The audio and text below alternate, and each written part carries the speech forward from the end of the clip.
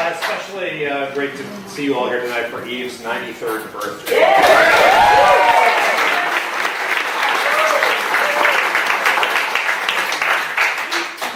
So Interact has been around now for 28, 29 years. Yes. And we are now located downtown in residence at Shakespeare Center of Los Angeles.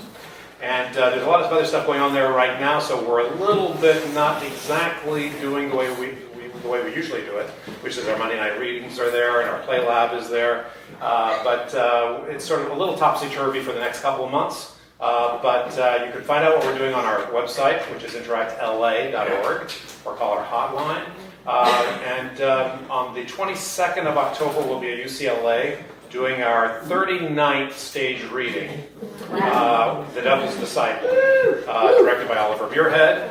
And we will have been doing these now for 19 years at UCLA School of Law.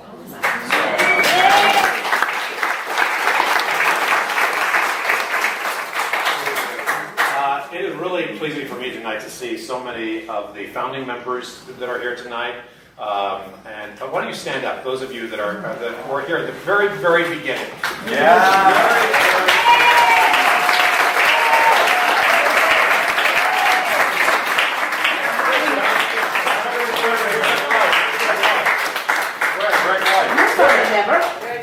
And you were there at the very beginning, too. Oh, sure, of course. So there you are. All right. So anyway, we are a nonprofit organization. We get by with the help of our friends, a little bit of grant money from the city. There is a jar out in the front, and if you would be so kind to make a contribution, we'd appreciate it. If you'd like to make a bigger contribution even, we'd really appreciate that. And you can find that information on our website. At the very bottom, there's a little PayPal link that you can click on. And if you're so kind to do that, we'd really appreciate it. I don't want to make anything too long here, so I want to hand it over to Fred Sanders, who directed the play for this evening. But I do encourage you all to please come and support us, come to our plays, come to our readings. And Amanda is signaling me. Turn off cell phones. Please turn off your cell phones, turn them to vibrate. And another gentleman has his hand up. Yeah, I have a question. Where's the emergency exits? That's a good question, actually. I think the way you came in is the way out. That's the only way out. I do believe that. I believe you can't get out back. Okay, go ahead. Yeah. So that's, thank you for asking, and that is correct. And in the unlikely event of an emergency, please remain calm and And let Eve get out first.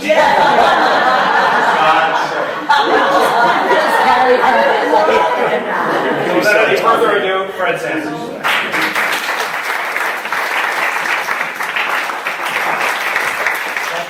Thanks for coming tonight. I know that Eve really appreciates having you all here. As is Eve's custom, during the reading of the play, meaning during intermission, she prefers not to be interrupted, or all of you, of course, are wishing her wonderful things and want to be close to her and speak to her, but if you can hold those thoughts until the very end of the play, she would appreciate that so that she can concentrate on doing the wonderful work that she always does in this. This is a wonderful play by David Lindsay-Abaire called Ripcord. The cast list in the invite was a little bit wrong. We thought that Sheldon Donenberg was going to be in it, but he wasn't able to do it. And Crash Buist is playing that part, the role of Scotty. You'll also recognize, those of you who know him, Don Fisher, one of the founding members of Interact in the cast as well. Tina Carlisi, also James Calvert, Sharon Madden, and of course, the birthday girl herself, Eve Brenner. So now,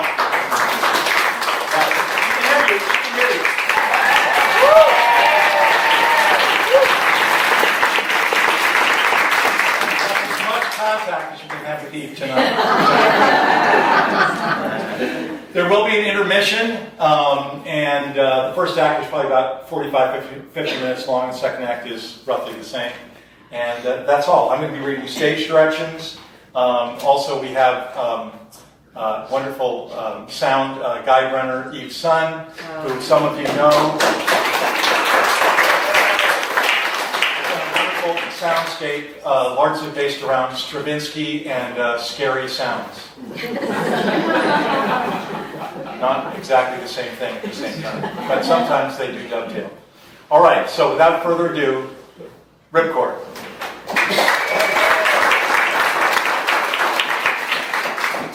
1, scene 1. A double room in the Bristol Place Senior Living Facility. It's fairly homey, as these places go. There are 2 beds, a couple of end tables, 2 sitting chairs, and 2 identical dressers. There's a door to the room, stage right, that leads out into the hall. A wide set of windows line the stage left wall. It's a very sunny day. A door up stage left leads into the bathroom. As the lights rise, we discover Abby Binder in the chair closest to the windows, reading an iPad. Her side of the room, stage left, has a few plants on the windowsill and some knickknacks. Her bed is made, while the stage right bed is not. The stage right dresser has several framed family photos atop it, while Abby's dresser has a small stack of books. Scotty enters, carrying a tray with a couple of covered plates on it. Hey, Abby. You didn't want to come down to the dining room?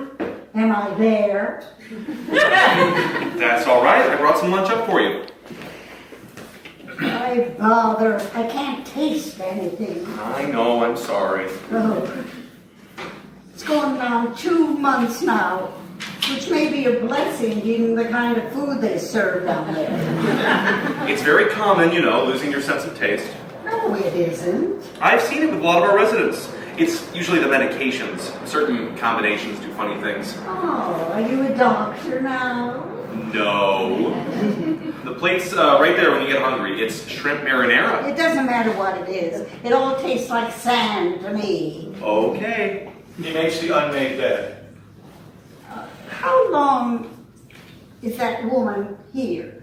What do you mean? I mean, it's been 3 weeks, and she never stops talking. How long is it supposed to go on? Oh, this is where she lives, Abby.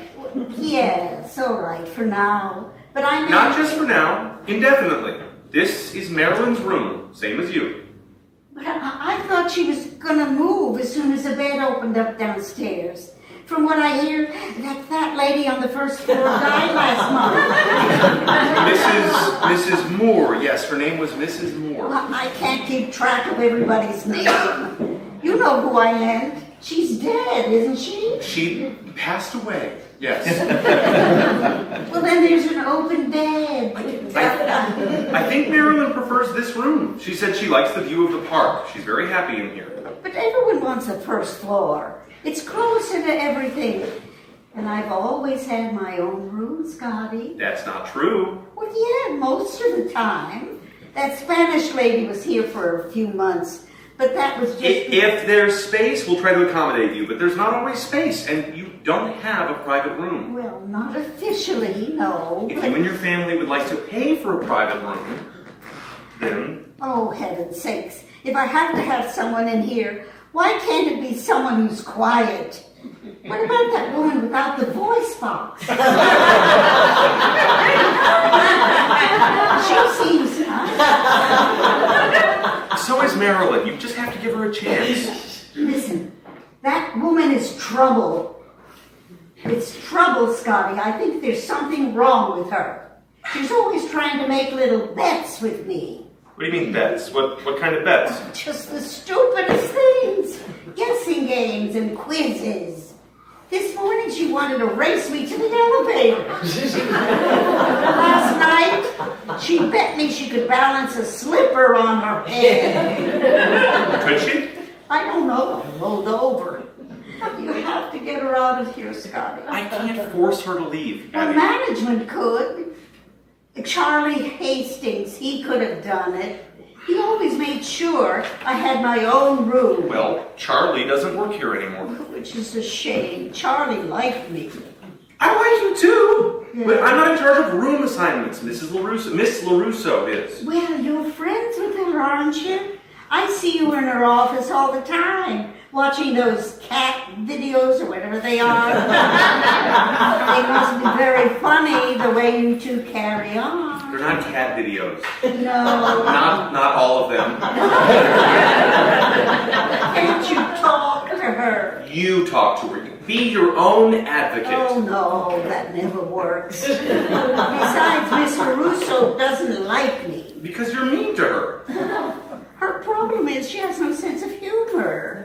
Charlie Hastings thought I was hilarious. Because he was drunk. You leave that man alone. He had a terrible drinking problem, which is why he was fired.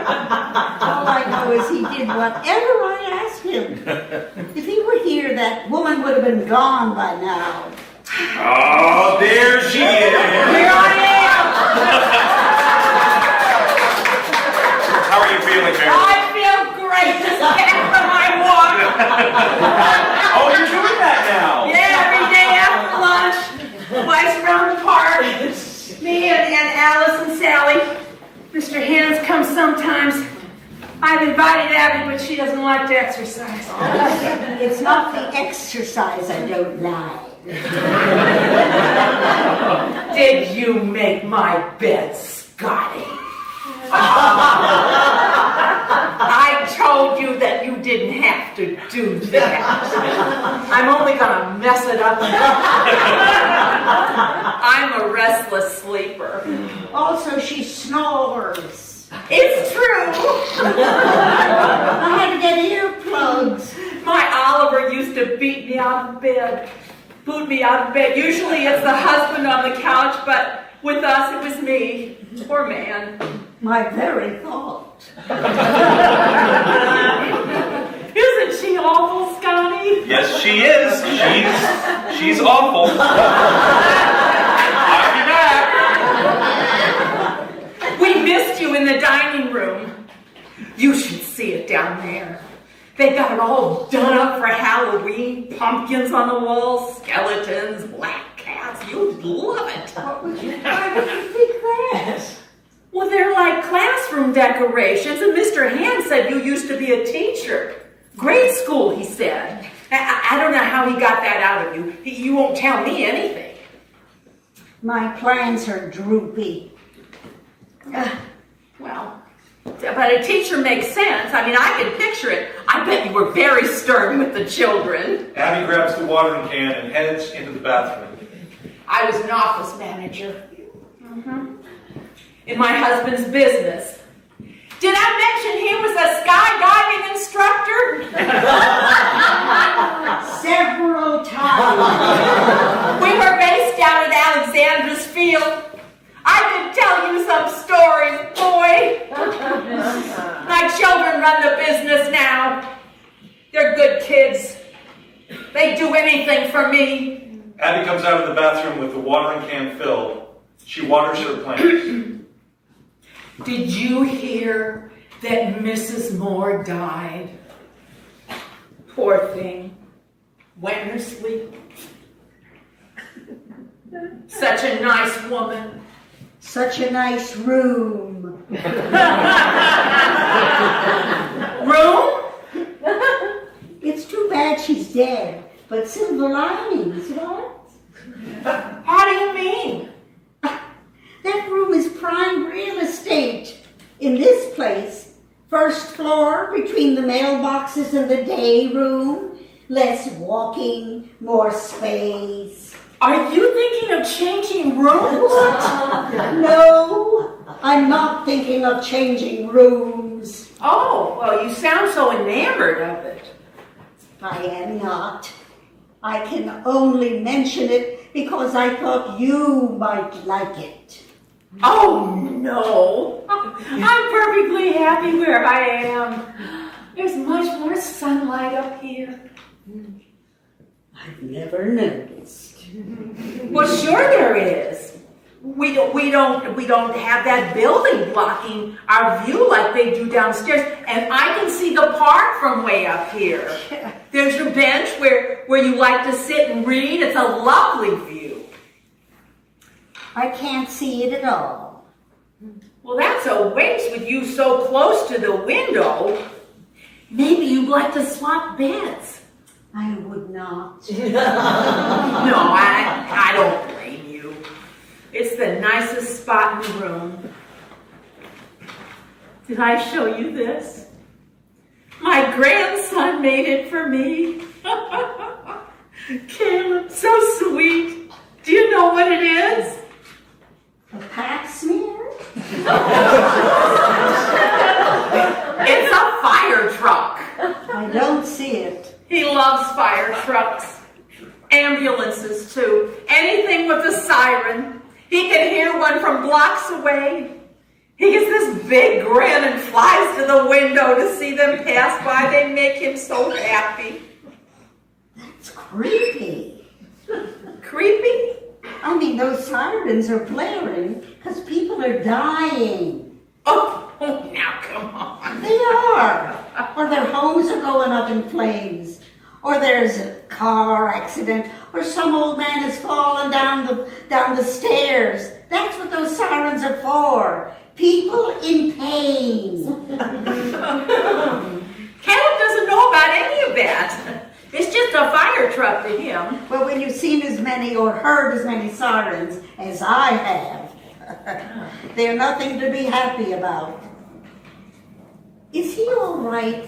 I mean, in his head? I mean, what kind of question is that? Well, if he's chasing after fire trucks, you have to wonder. My son never did that. Normal boys don't do that. Oh, of course they do. You're just trying to get a rise out of me. So you have a son, huh? What's his name? Barbara.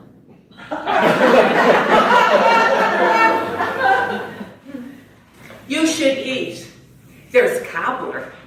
It's very good. You know I can't taste anything. Is that still going on? Oh, you know it is. And I love coffee. I know, I'm sorry. I don't think you're sorry. I think you're gloating. I think you're angry. I made fun of your grandson's painting. Oh, I don't get angry. You don't get angry? Not anymore. There's really no point. It always leads to an ugly place. And I don't care for ugly places. Abby takes a bite of the cobbler. How's the cobbler? Tastes like paste. It's peach. I remember you mentioning it was your mother's specialty, so I put in a special request. Well, it's much too late for peaches. It's a summer fruit. Have you tried these? Sudoku. I do them every day to keep my brain limber. Sudoku. They're from Japan. Yes, I know. Would you like to try one? No, thank you. What do you mean you put in a request? I talked to Miss LaRusso. I said, is there any way to get some peach cobbler on the menu? And she said, I bet we could arrange that. Let me talk to the kitchen. You just asked her? And she said, no problem? She's very nice to me. Scotty re-enters with their medication. Did you hear that, Scotty? Miss LaRusso is very nice to Marilyn. Well, Marilyn is very nice to Miss LaRusso. Funny how that Oh, He gives Marilyn her pills in a paper cup. say, bartender, can you give me a double? works. Oh, I think you've had enough, ma'am. I'm afraid I'm going to have to cut you off. We do that every day. Yes, I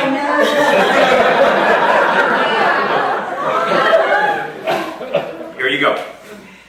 Talk to LaRusso for me, Scotty. Please. Just put in the request. What request? Chicken and dumplings. If you can ask for cobbler, I can ask for dumplings. Did Scotty show you his card? He's an actor, you know.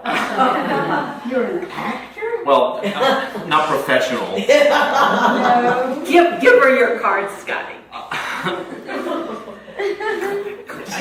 Sure. All right, sure. Here you go. He was handing them out at lunch. It's a postcard for the play he's in. It's not a play. Oh, I misunderstood. Okay, I thought it was a play. Beelzebub's Den? It's a haunted house. Well, that's even better than the play. Some friends of mine rent out a warehouse in Pottsville every year and decorate it, and we get into makeup and costumes. It's pretty scary. Ooh. Weird thing to invite residents to. I thought it'd be fun for everyone to see what I do outside of this place. Does Miss LaRusso know you want to give us all heart attacks? No one's gonna have a heart attack. It says on the card, heart-stopping horror. Heart-stopping. I'd like to go. Yes, I think that would be a wonderful idea. You should go. I'm gonna. Thanks, Marilyn. That puts me at 39. 39 what? The tickets. Me and my buddies need to sell 40 each to break even on the cost of the warehouse. Oh, you have to come, Abby. You can make it 40. No, I don't think so. Oh, he needs to sell tickets, and we should support Scotty and his dream. Well, it's not exactly a dream. It's just... All the nice things he does for everyone around here. What nice thing? Making our beds, bringing our pillows. That's his job. He's not changing your sheets because he's nice. He's doing it because what he gets paid for. It's a $12 ticket. Throw the kid a bone. And you wonder why people won't do you any favors. What favors? LaRusso? You want me to talk to her for you, and yet... Oh, wait a minute now. Are you saying you'd be more inclined to put in a good word if I went to your spook house? All I'm saying is it would be a nice gesture. That's all. Ah, I didn't realize you were scratch my back kind of guy. Well, you don't really know me, do you? You know, I'm happy to talk to LaRusso if you really want dumplings so bad. No, I want Scotty to do it. He knows the kind I like. I do, and if you're a little nicer, I can try to get them for you. Fine. I'll see the damn show. Yes! 40! Blackout. Scene 2.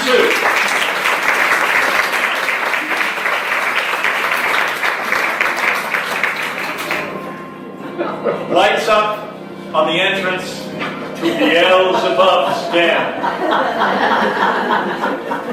Keep walking down the hall, they said. Stop pushing me. It smells in here. It smells like cat's piss.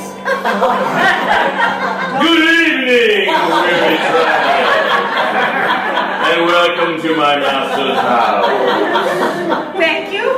Down this hall lies only despair and torture. Dare we enter? Dare we? Dare we? Very well. Stop it to the mouth of hell! God's sake. The women step downstage and approach a wall of framed Victorian portraits. Oh, this one looks like Mrs. Moore. There is a screech of music as the painting slides open.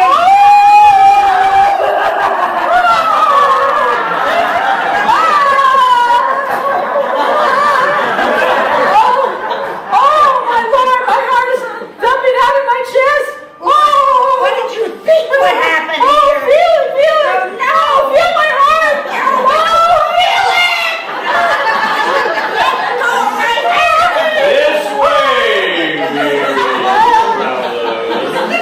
this way. They continue on, and eventually the space opens up into a torture chamber. The spooky music continues over the screams of torture. In the middle of the room is Scotty. He is dressed in old-time prison stripes and strapped into an electric chair. Step in, don't be shy. I'd offer you a seat, but this one seems to be taken. Oh, look, it's Scotty. Oh, thank God you're here, kind strangers! Have mercy upon me! There's been a terrible mistake. I don't belong here. That makes the two of us. Please, they're trying to kill me. You have to stop them. It's not my time. It's not my time. Ah! Lights flash and spark as bolts of electricity shoot through the prisoner. Ah! This is it then. Never to see the sky again. Not my home. Not the people I love. He's very good.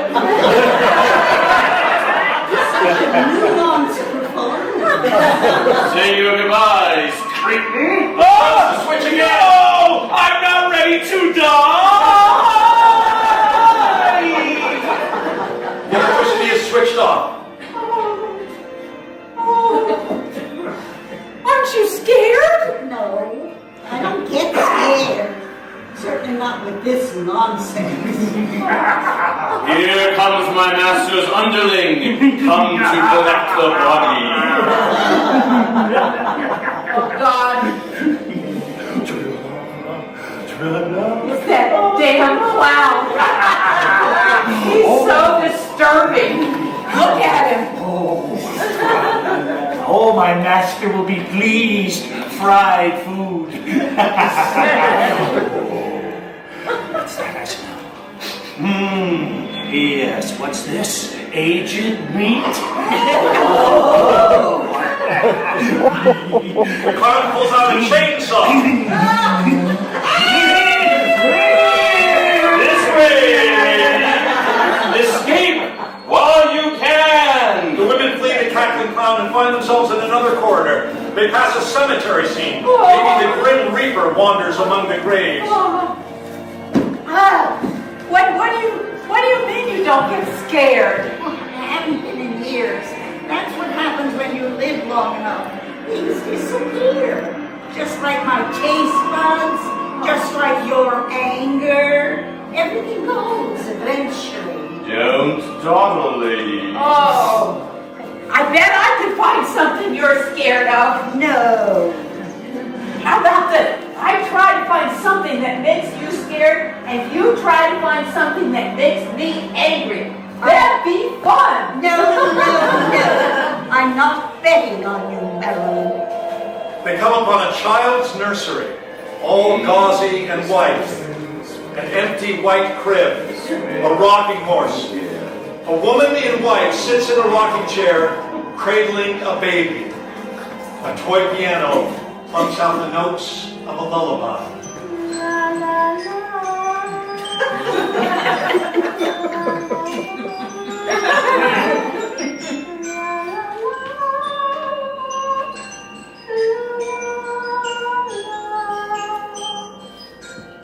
I find this very unsettling. It's all right. I won't let them take you. It's okay. Mama's here, you precious baby boy. Mama's here. Oh, I smell plump, succulent, newborn for my master. Oh no! He wants my baby! Oh, the clown wants the baby. You brought him here. You led him to my baby. Oh, get out! Get out, boy! Oh no! It's too late. We've been discovered. Oh, pink little toes, pink little ears. The woman in white grabs a large crucifix and runs to the barrel. Oh God! I can't. You take my baby. Take it. Take my baby. Ah, the nursery. That means there are children about. Come out, wherever you are. He's heading for the baby. Oh, there. Oh, if it isn't my old friends. Don't give it to him. What is that in your arms? Is that a wee babe? Back. No! Back, you No, demon clown. Not the crucifix! Ah, no, the sight of it burns me! You shall not take this baby. Be gone. You repel me! Oh, my master shall hear of Be this! gone, I say. You did it! You saved my baby! Oh, thank you! You're welcome. Please, may I have him back? Please, Adam, I want my boy. Abby.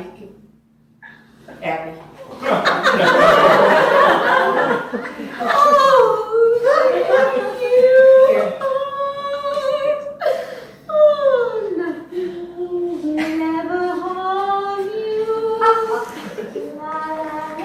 Let us depart, ladies. Next room, madam.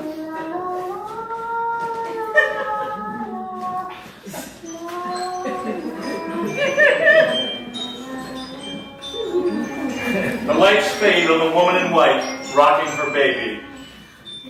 Scene 3. Lights up in Abby and Marilyn's room. Abby is puttering about anxiously. when Scotty lets himself in.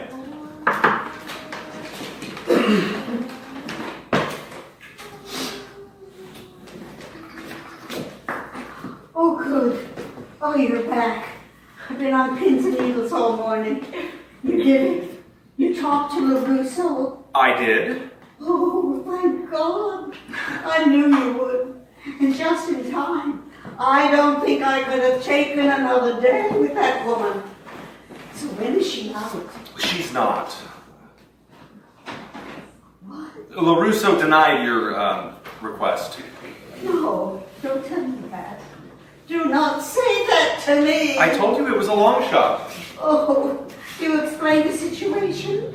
How there was an empty bed downstairs and how I'm... It's a no-go, Abby. I'm sorry.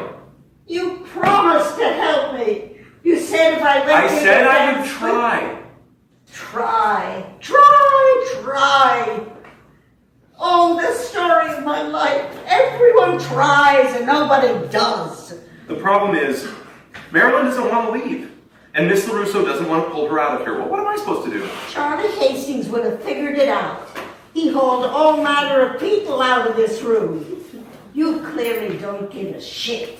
Don't say that.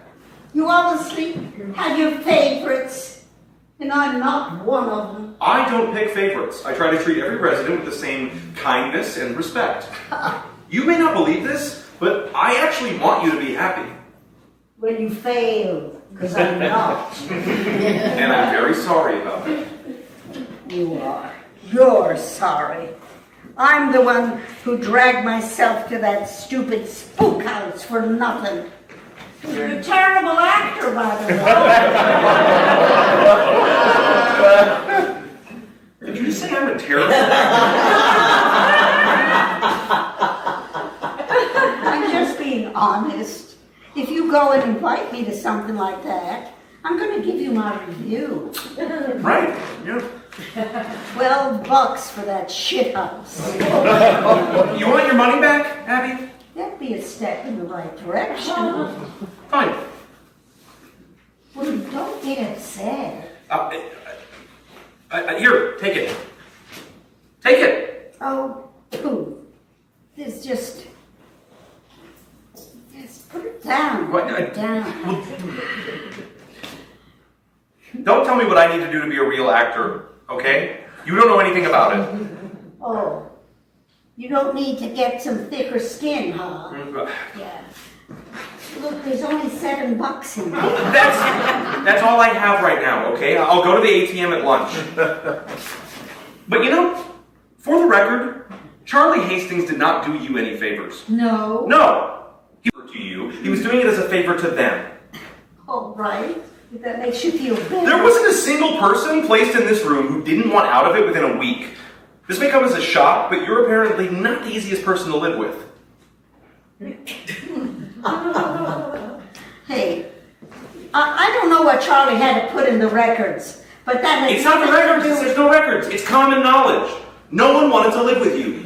Charlie got so sick of the room change requests that he just stopped putting people in here. I did my best with LaRusso, despite what you may think, but she made it very clear. Not only will she not eject Marilyn out of this room, she said it's my job to keep her here. Because God knows if Marilyn does leave, we may never be able to fill that bed again. Okay. Thank you for clearing things up. Well, I'm sorry. No. Don't do that. Don't be sorry. I like the truth. I'm not so thin-skinned like you are. You don't need to worry about me. Okay. I do want the rest of that money, though. Marilyn enters with a tray that has a couple of covered plates on it. There she is. How was breakfast? They were about to close up the dining room, so I got you a few things, Abby. What a sweet lady. I'll be back. There's some scrambled eggs under the plate and a little sausage. And there's a waffle. I put the syrup on the side. I know that you say it all tastes the same, but I thought I'd give you some options anyway. Everything all right? My request was denied. No, no chicken and dumplings then? That was never what I wanted. No, I didn't think so. I assumed you were trying to get me booted from the room. You knew. You're not one for subtlety. Look, some people like having someone around. I'm not one of those people. I'm not transferring downstairs. Well, you're going to have to transfer somewhere because this isn't working here. We're just not a good match. Now, I'm sorry if it hurts your feelings. It doesn't.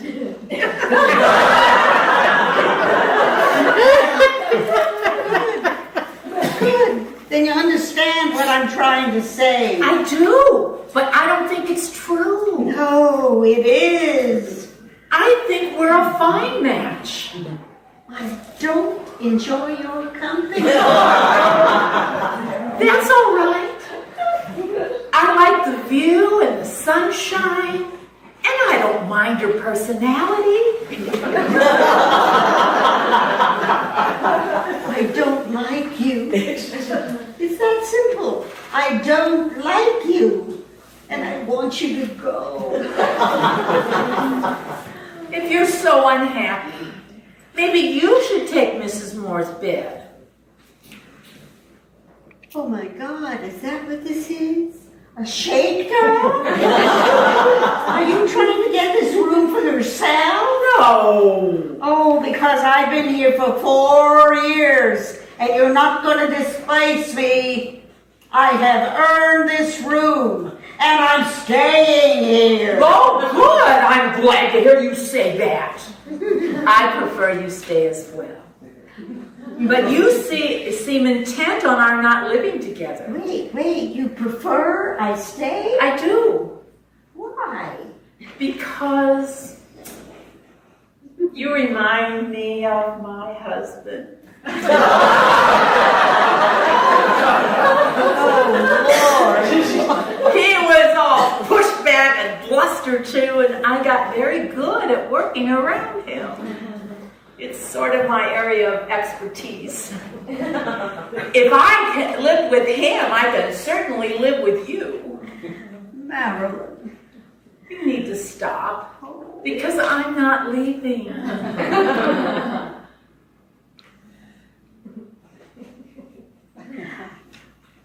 What if I took your bet? My bet? If I win, will you go? Which bet are you talking about? About balancing the slipper? No, the one you made at the spook house. Oh, where I try to scare you. Ah, if you can do that, then you win. Unless I make you angry first. Then you win. Nice and simple. What are the ground rules? Scotty can't know. Oh, I hate to keep a secret from Scotty. Scotty can't know. If he does, he'll blab it to LaRusso and she'll shut it down. Okay. What else? Just that you agreed to leave this room if I win. And what if I win? Well, you get to stay. I already get to stay. I live here. What more do I get? What more do you want? I want the bed by the window. Okay. Then I'm in. Bet? Bet! Liar.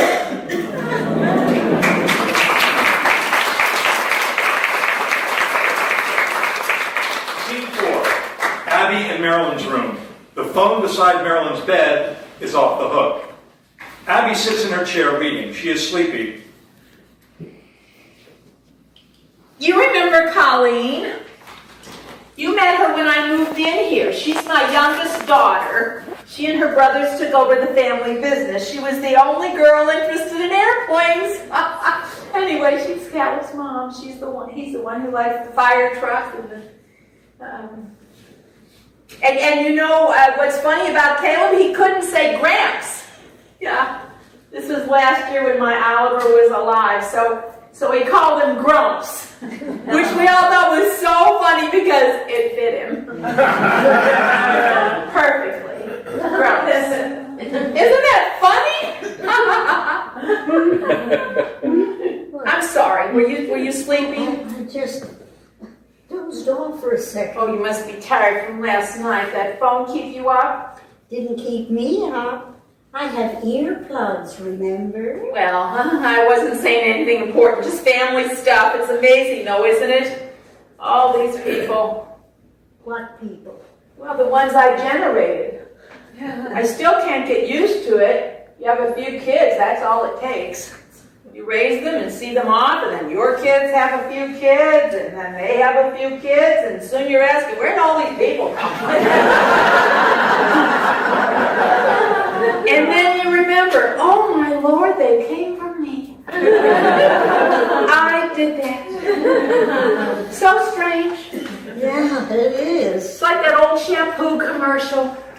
They told two friends, and they told two friends, and so on and so on. That was not the case with me. No. No. Oh, you had your son, though. And that was the end of that. Scotty enters with their medication. There he is. Here I am. You have a date, pretty lady? Colleen and her husband are taking me out for lunch. Oh, I'm jealous. I want to go on a lunch date. You should ask Miss LaRusso. There's a Chipotle down the street. I bet she'd like that. Why is your phone off the hook? Why don't you put it back and find out? Go on.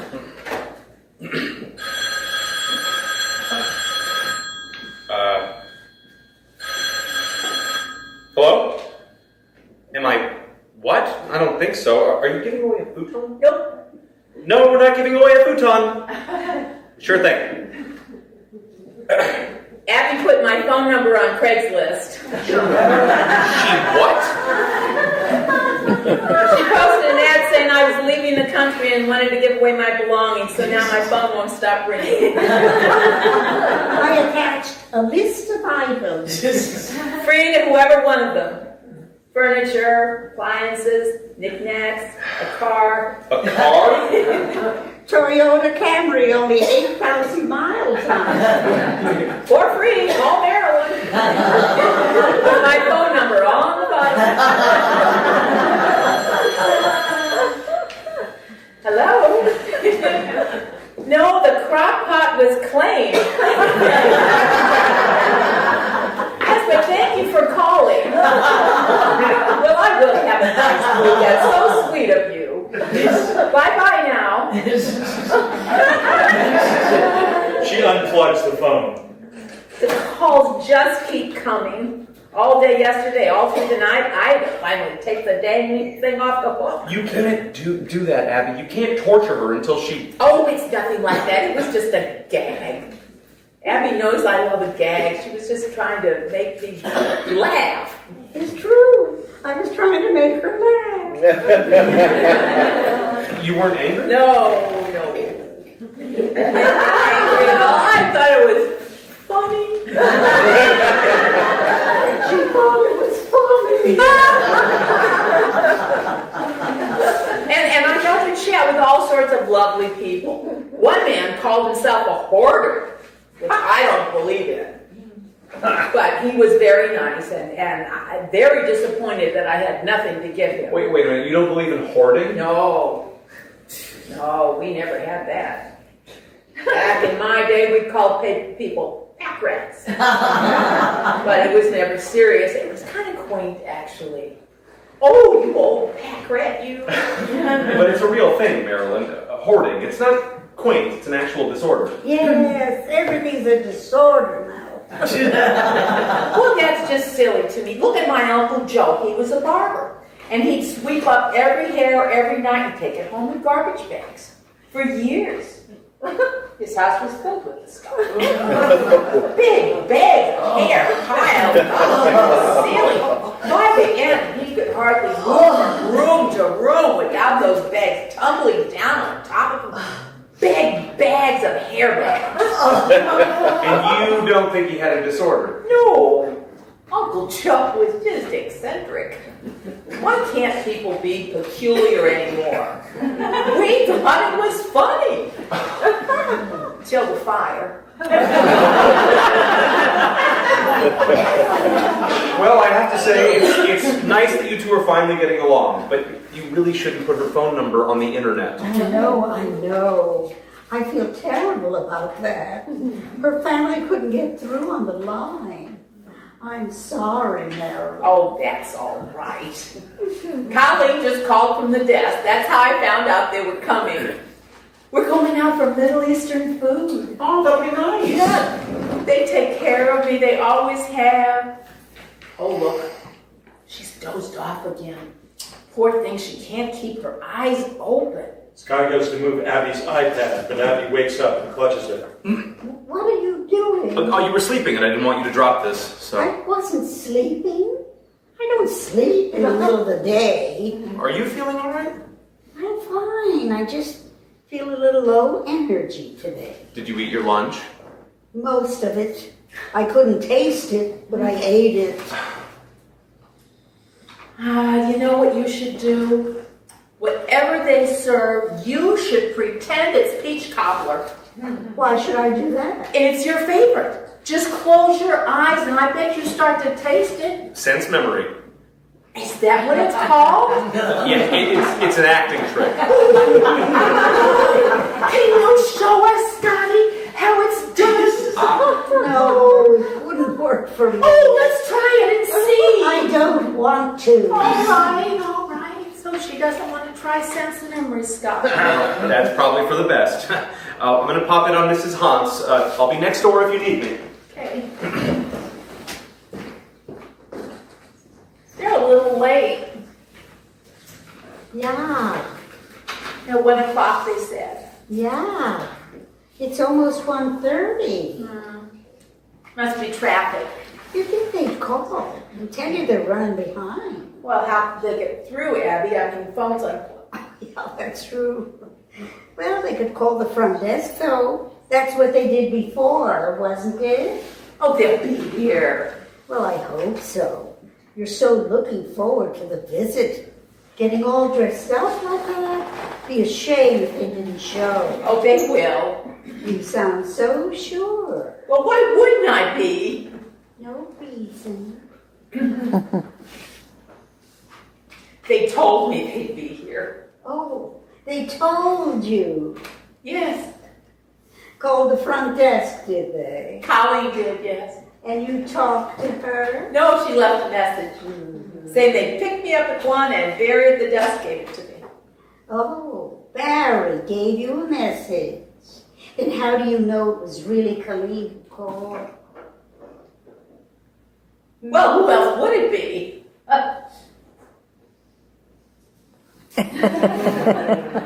Did you leave that message, Abby? Did you pretend to be Colleen and leave that message? Hi, I'm trying to reach my mother on the 3rd floor, but her phone seems to be on the fritz. Could I leave a message with you? Is that what you did? No rules, you said. No rules, you agreed. That was a mean thing to do. Very mean-spirited. Yes, it was. Are you angry? It's a shame you had to stoop to this kind of thing. It seems like you might be angry. You knew what this would mean to me. Well, yeah, that was the point. Well, there are lots of things you could have done to try and make me angry. This one is pure spite. Spite and envy because I have people willing to visit me. Not today, you don't. It bothers you that I talk about my family. Oh, you picked up on that, did you? Because you don't have that in your life. Yes, you have a son, allegedly. But in the 4 years you've been here, no one has seen him pay you a visit. Has anyone come to see you? Listen to how angry you are. This is not anger. It's not healthy, Marilyn. All that bottled up fury, you gotta let it out. Didn't make me angry. Now, come on. We made a deal, and you need to be fair. I made you mad, so I won the bet. But you didn't. Marilyn. But even if you had pulled one over on me, I wouldn't be angry. I would be disappointed. What do you mean, if I pulled one on you? You came in here last night waving that piece of paper like you had won the lottery. Look who left the message. Look who's coming to visit. You've been waiting like a kid at Christmas for them to show up. And now they're not. You're pissed. Admit it. I'm not. You're a liar. Hey, Mom! No, They're here!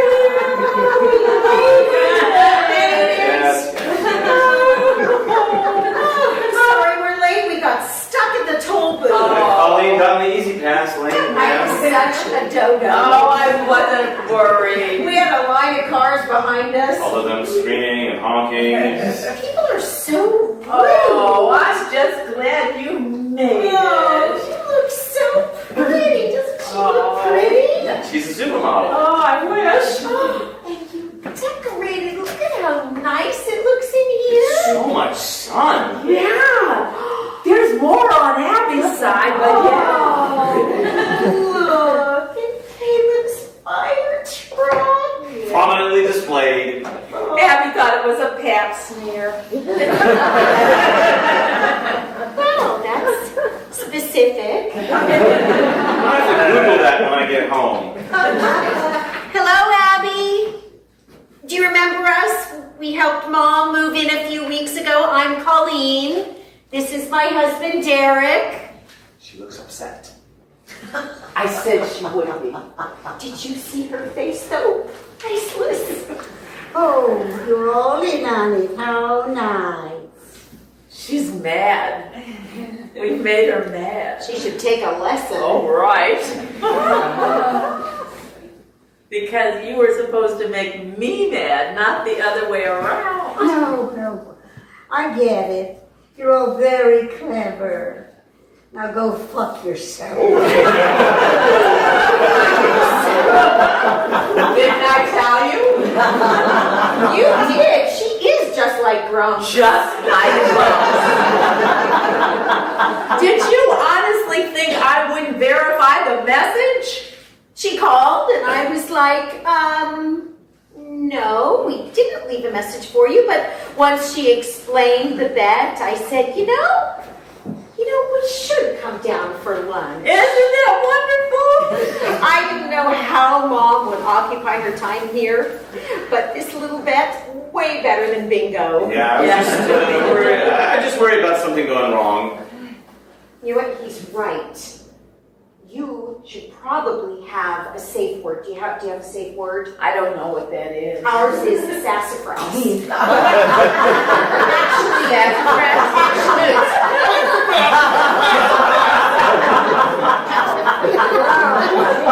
Well, you got me. My hat's off to you. But if you want to make that lunch reservation, you should probably get along. Oh, you know what? You should come with us. Do you like Middle Eastern? yeah, this place is delicious. It's called Falafel Yours. Oh, thank you. I've already eaten. That's true. She nearly cleaned her plate. That's very Oh, good. did she? You should come anyway. There's going to be belly dancing. Honestly, I'd be much happier here. I don't get much alone time these days. How is this supposed to work? You said she would come with us. It's okay. We can wait. She'll be asleep soon. She's been dozing on and off for the past half hour, so it won't be long. And there are a couple of wheelchairs in the hall. We can just borrow one of them once she's down, and we'll wheel her into the car. What? What are you talking You don't make things easy, I'll give you that. The good news is I love a challenge. Jesus. What did you do? Oh, don't worry about that just now. Did you drug me? You just need to sit back down. Oh, did you put something in my food? She did. She did. She put something in your food. I'm so sorry. Well, what was it? What did you give me? 6 Nitol and a Xanax. I ground it up and sprinkled it on your tuna fish. Couldn't you taste it? You motherfucker!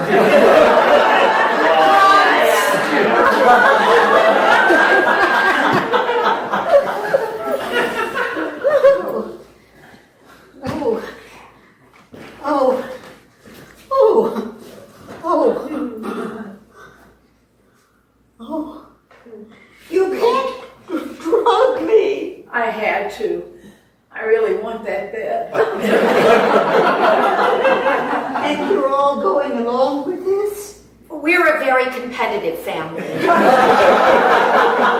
I told you they'd do anything for me. Now, this makes you accomplices, you know. Whatever happens, you're aiding and abetting. I really didn't want to do it, but it's impossible to say no to them. She's just trying to scare you. It's a contest, honey. All in good fun.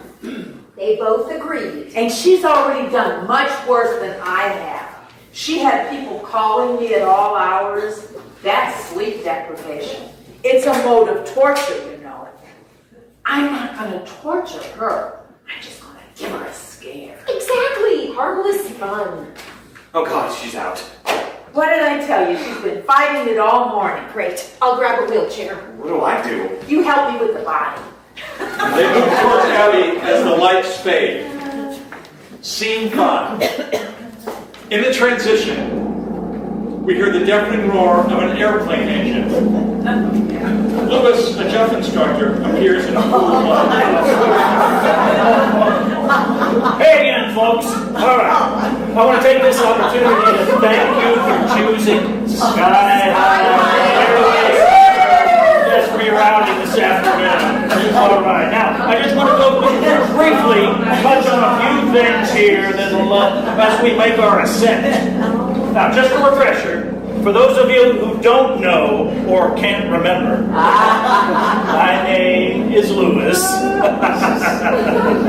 Now, I'm here to make sure you're safe, secure, and having a good time. Though not necessarily in that order.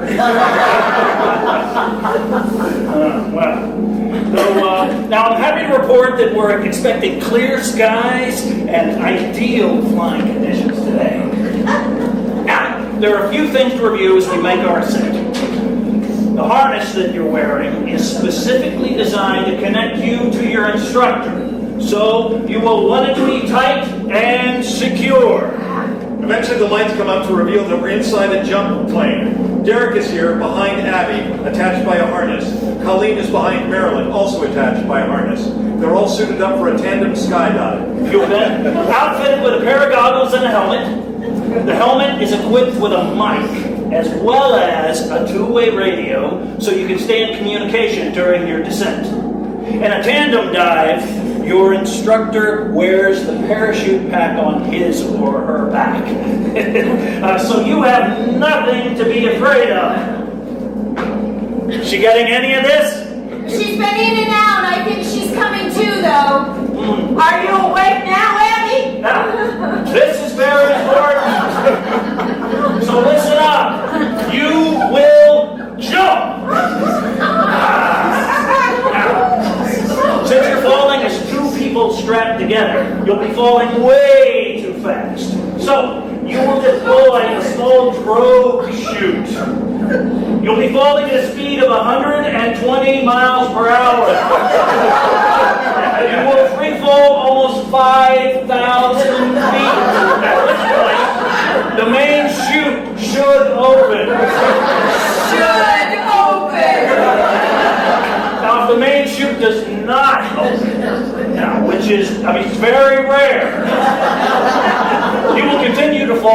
for another 3,000 feet, and this will be harrowing. But then, a secondary reserve chute will deploy and you will land safely.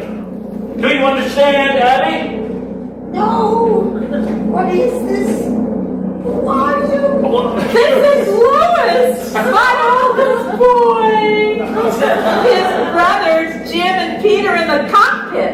You met them all on the tarmac. On the tarmac? What are you? Where the hell am I?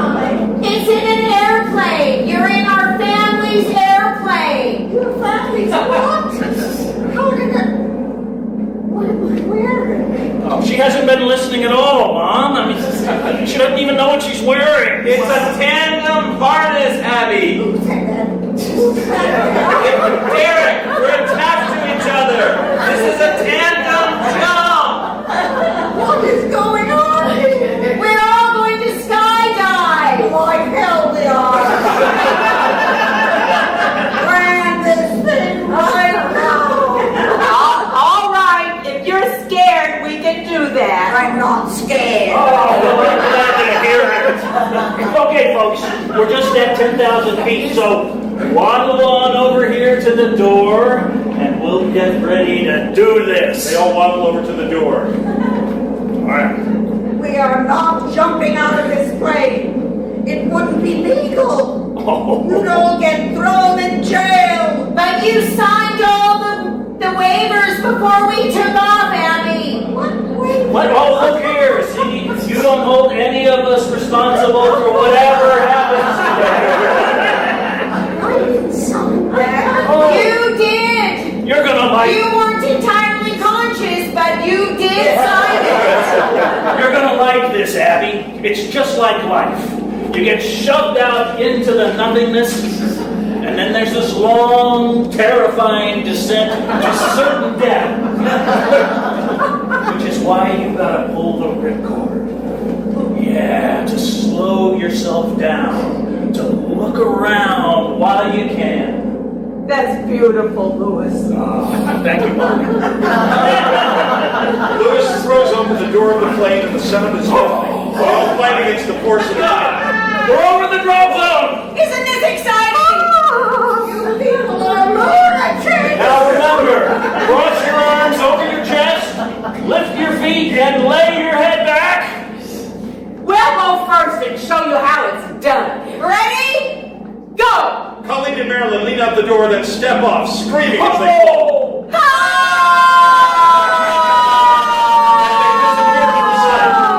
Holy shit, there is a jump. You don't have to do this, Abby. No, I want to. Just do it already. Here we go.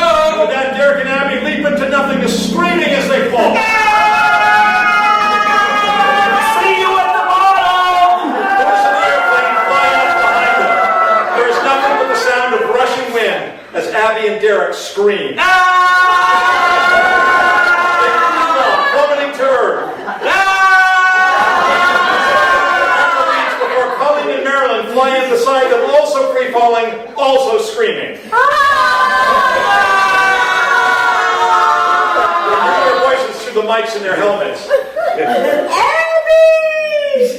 But Abby can't hear her, and her eyes are clenched shut. Abby! Over here! You're awake now, I bet! I hope your chute doesn't deploy. What? Your chute. I hope it doesn't deploy. I can't hear you! Your chute. Your chute. I hope you die. You hope I die? Yes. Oh, you're funny. Time to deploy. Go for it! Colleen pulls the ripcord and their chute deploys. She and Marilyn are whipped up and off stage. Whoa! Our turn. Hold on. Derek too pulls the ripcord. He and Abby are whipped up and off stage. Whoa! For a moment, we see nothing but clouds and sky. And then, Abby and Derek, still attached, Float gently back in, their parachute keeping them aloft.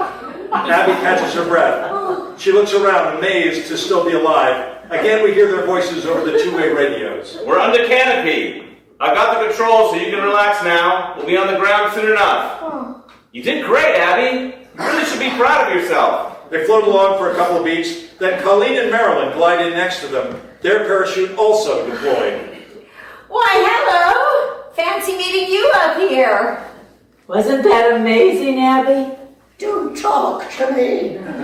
Were you scared? I know I was. I've done it 100 times and I... Can you stop talking for a little while? I'm trying to enjoy the view. Sure. They float along in silence, enjoying the view. They slowly descend as the lights fade. End of Act 1.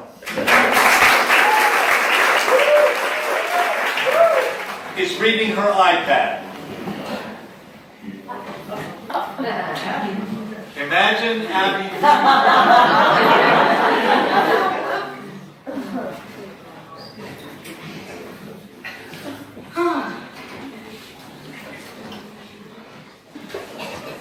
After a couple of beats, Marilyn enters, energized.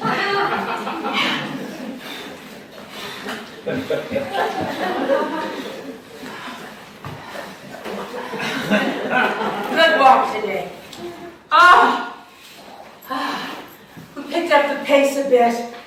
You really should come with us sometimes. Mr. Hans is always asking for you. That's all I need, that horn dog sniffing around.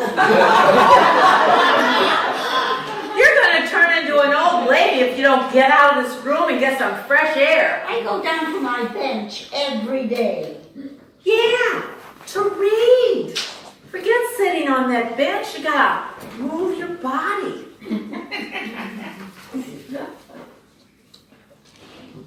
Abby, Yes.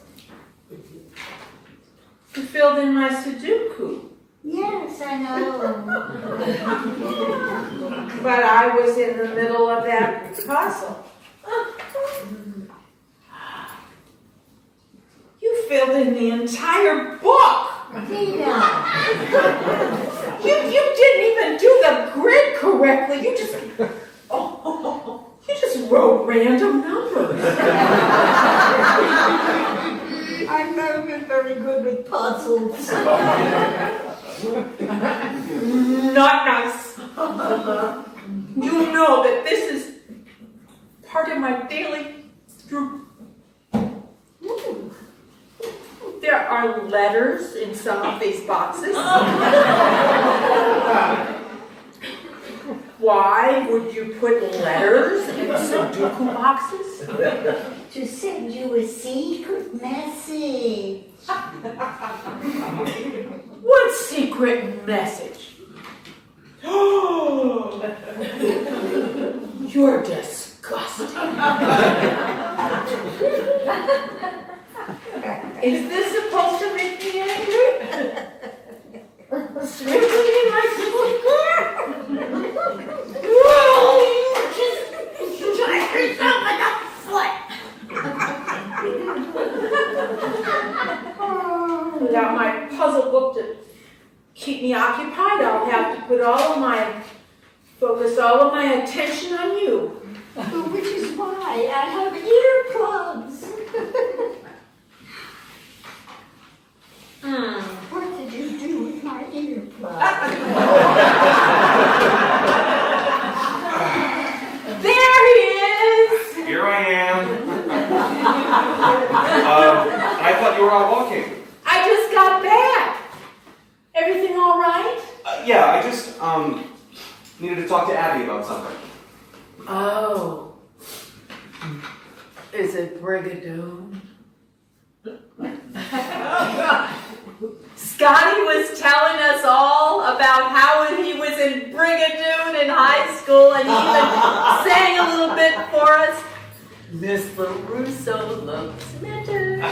This isn't about Brigadoon. Abby doesn't want to hear about Brigadoon. She thinks I'm a bad actor. He is not a bad actor.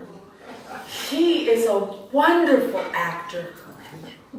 You would have seen that if you had come to the improv class Scotty gave us in the day room yesterday. We learned so much. Oh, we did sense memory exercises.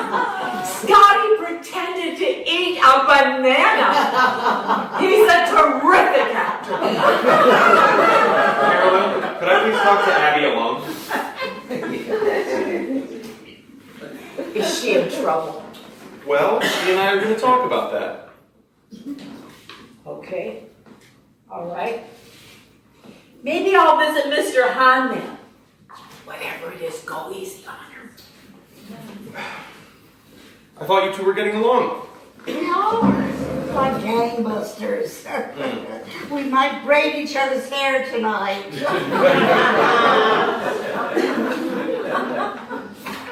What are these? Oh, it looks like police reports. Oliver Dunn, it says. That's Marilyn's husband, isn't it? You know who it is. It looks like Grumps had a temper. Where did you find me? They were posted on the bulletin board in the dining room, and on the walls of the day room, and in the elevators. Do you know how many people saw these, Abby? Did she? I hope not. I just spent the last hour taking them all down. I should have made you do that. Why? I had nothing to do with it. Barry saw you on the security cameras. Oh. Well, you were the one who wanted us to bond. This is bonding? Well, we're playing practical jokes on each other, that's all. This is not a joke, Abby. This is humiliating. Her husband's arrest records, drunk driving reports, domestic violence. Surprising, right? People saw these. Her friends saw these. Why would you do that to her? Marilyn enters, clutching a few of the Xerox police reports in her fist. What do you got there, Marilyn? Sorry, Abby. I thought I got them all down. You must have missed the ones I slipped under Mr. Hans's door. Are you okay? Oh, she's fine. I told her we've been playing practical jokes on each other. We have. It's been fun. Marilyn. They're not real. She just had them mocked up to get my goat. Well played. Thank you. It's just a goof, Scotty. Wait till you see what I'm going to do to her. I bet it will be funny. It won't be itching powder in the bed sheets, I'll tell you that. Okay, enough. I don't know what's going on between you two, but this has to stop. If you're really looking to do something together, I'll find you a checkerboard. But this is ridiculous. This has to stop. Mind your business, Scotty. What? We're not hurting anyone. We're not children who need to be scolded. Is this a prison? No, of course not. But No, this is our home, and for better or worse, we're still free to come and go as we please and do what we like unless we're burning down the building. Don't tell us what we can or cannot do. Marilyn. We're just having a little fun. Stay out of it. You know what? You two might just be a better match than I thought.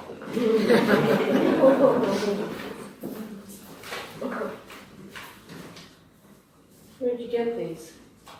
Online. You can get anything online these days. Police reports. For a small fee. Don't worry, you're clean. I checked. Your husband, not so much. I knew it couldn't be all sunshine and cupcakes. Every marriage has its bad spots. I'm sure you had yours. No one got hit. If that's what you're suggesting. I wish you hadn't put these up. No, I know. Are you angry? No.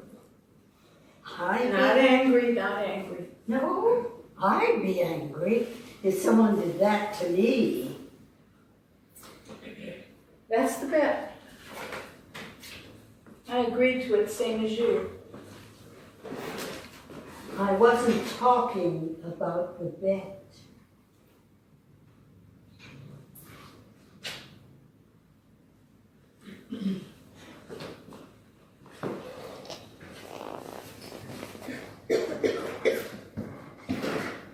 Scene 2.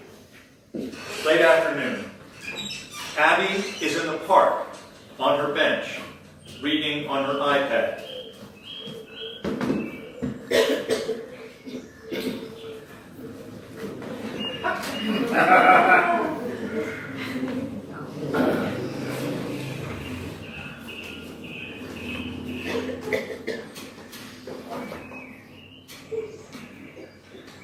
Listen to me. It's very important. Don't do anything foolish. Just hand me the iPad. Are you talking to me? Don't say anything. Just follow my instructions. We'll walk away from this, okay?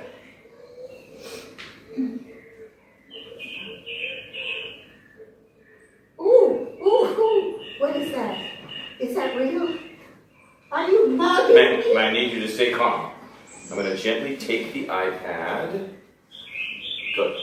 And now I need you to hand me over whatever's in your purse. There's hardly anything in the purse. Certainly not enough money to buy drugs. Buying drugs? I've heard that before. Here's my purse. No, don't do that. Take the purse back. But I thought you wanted to... No. If I take your purse, it'll look like I'm robbing you. You just need to sit here and look normal.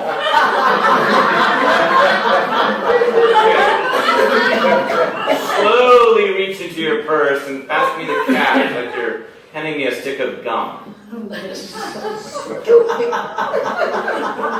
tablet is the only thing of value that I own. My books are in there. What am I supposed to do without my books? Shame on you. Sorry, I really am. I'm sure this must be very scary for you. Is it? Is it what? Scary? Are you scared? Well, it doesn't matter. Forget I asked. Well, no, I think that's about enough money. I'm just going to... Abby has already whipped out some pepper spray.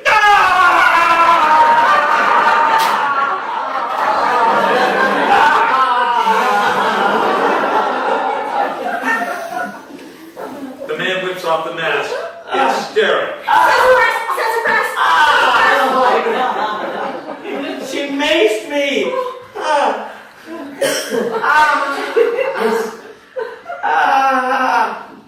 Oh, my eyes are on fire!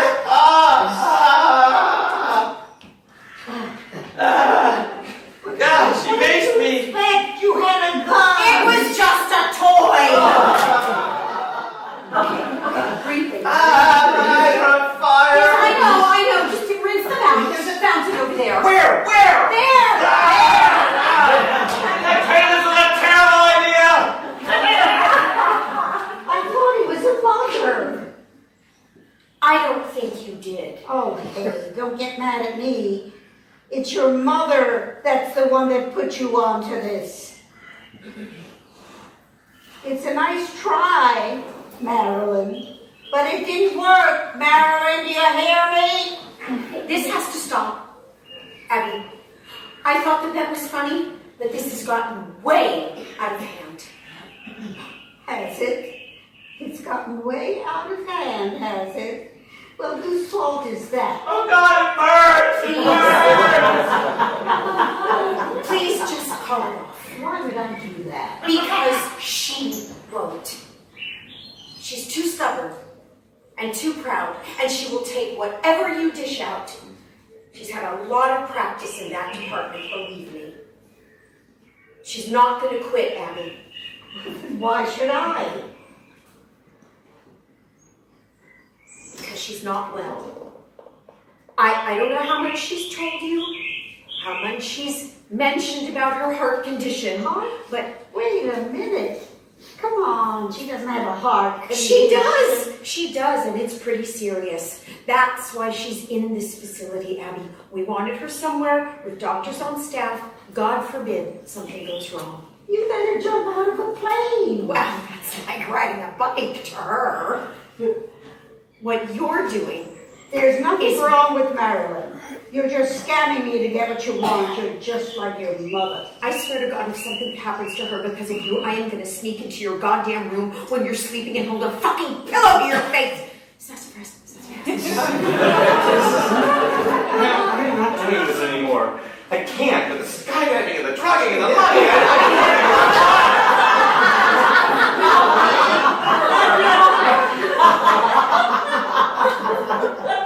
It's over, right?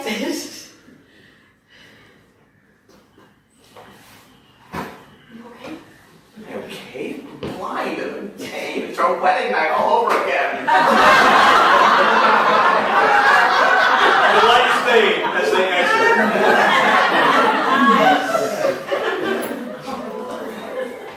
Scene 3. The room, afternoon. Abby comes in from a walk outside. She looks to her plants. They need some water.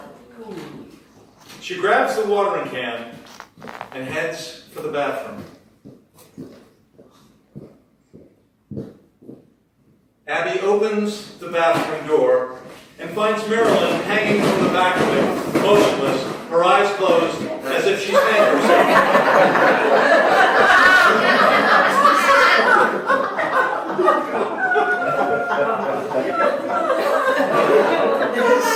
Abby moves past her, fills the watering can.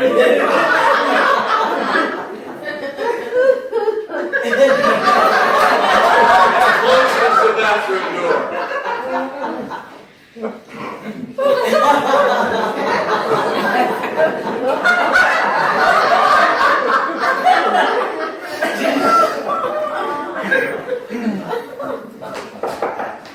Come in. Did I see you out walking with the group today? Why not? I need the exercise, same as everyone. No, it's good you're getting out. I was just surprised. I didn't see Marilyn, though. No, I know. She probably had other plans. Oh, It's a gossipy little bunch, you know. You should have heard them. You should have heard them going on about you and the Russo. what? Why? What about us? Nothing too juicy. They were just debating how long it would take for you to get up the nerve to ask her out. Oh, that's a weird thing to... there must be more interesting things to talk about. Can I give you some water for these pills? I would love that.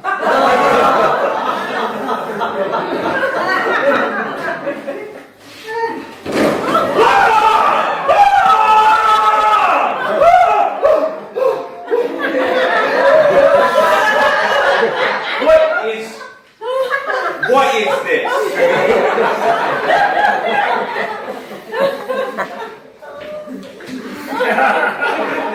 Boy, that was fantastic! I'm sorry, Scotty. Oh, for God's sakes! I'm glad it worked on someone. Abby gave me nothing. What's the matter with you people? You couldn't really help yourself, Marilyn. No, it's a trick harness, perfectly safe. I bought it online. How did you even manage this? Help me down, would you? How did you even do this? Well, Mr. Hans gave me a boost. I didn't expect Abby to go out for a walk, though. I've been stuck up here for 2 hours.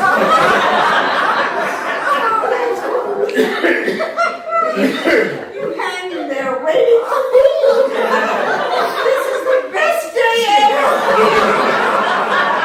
Is there a strap that loosens it? Yeah, if you reach around the back, there. Oh, careful, careful, that hurts.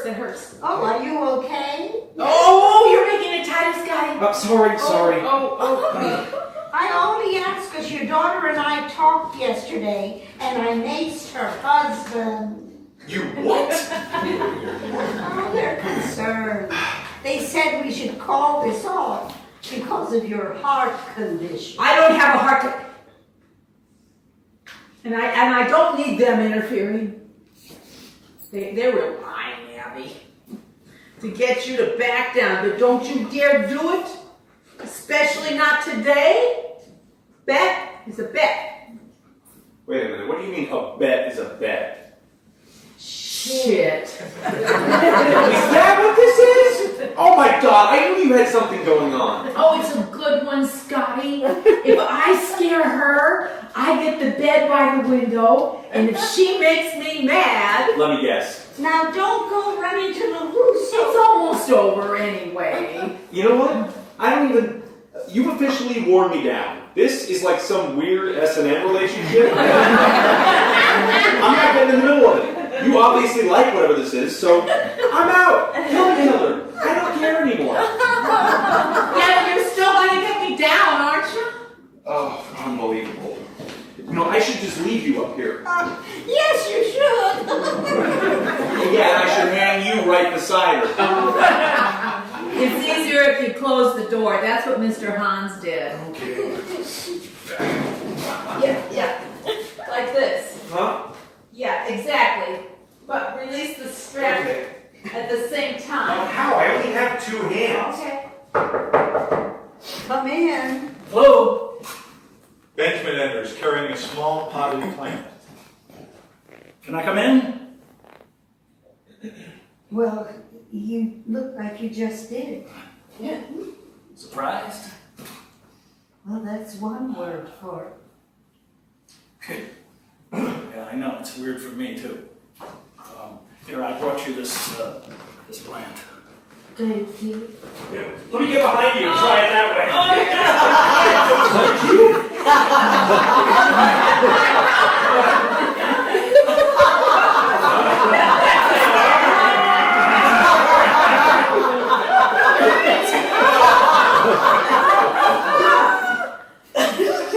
Is everything okay in there? What are you doing here? Your friend called me, Marilyn. She's not my friend. Oh, well, she got hold of the number at this old apartment I lived in, and the guy that's living there now got a message to me, and so I called her back, and because I thought, you know, maybe something bad had happened. To me? Well, yeah, you know, you get a call like that, out of the blue like that. Yes, I know those calls, Benjamin. They're scary, aren't they? She said you wanted to see me. Well, she was lying. Oh.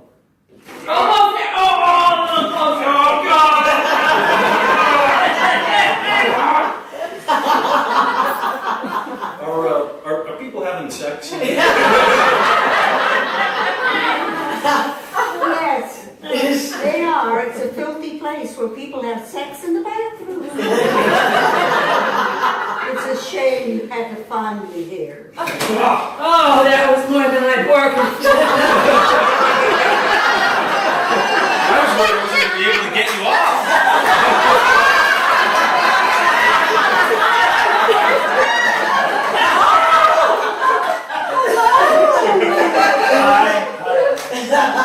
Wait, are you him? Oh my gosh, it must be him. I'm Marilyn. That's Benjamin, Abby's son. Oh. You said she wanted to see me. Well, it wasn't easy tracking him down. I had to go through. Yeah, I did say that, yeah. And I'm pretty sure she does. No, I don't. So, she'll come around. It just takes her a little while to warm up. I should probably go. You probably already know that, huh? No, don't do that. You haven't seen each other in 5 years. Isn't that what you said on the phone? 5 years it's too long. It's Marilyn? too long. I'm sure this is bringing up a lot of emotions for both of you. Oh, for God's sake. Which can be really scary. I know. Nobody's scared. Why would I be scared of my own son? We should go. Yeah. Is this my punishment? It's Those not. arrest report? It's not punishment, Abby. He's your family, and I thought, Let's go, Marilyn. Scotty's right. You should talk. I'm glad you're here. Stay. I didn't realize she was sick. In the head, you mean? Oh, she's not sick. She's diabolical. Well, she seems so sweet. That's what makes her so diabolical.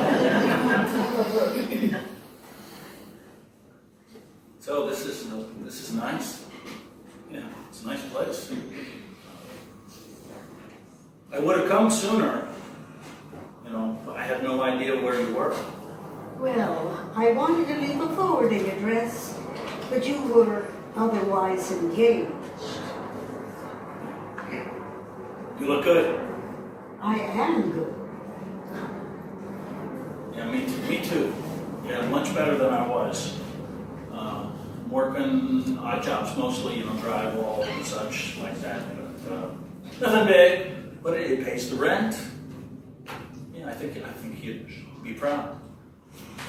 Where are you living? Freehold with Zoe. I don't know who that is. No, I know. I mean, she's pretty great, actually. Yeah, you'd like her. Well, I hope it sticks, because if it doesn't work out in Freehold, you can't live here.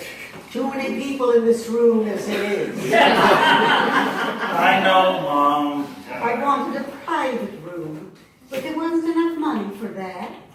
Actually, I wanted to stay in my own house, but it was hard to make the payments with an empty bank account. Okay. You don't need to bring up all this. Are you clean, Benjamin?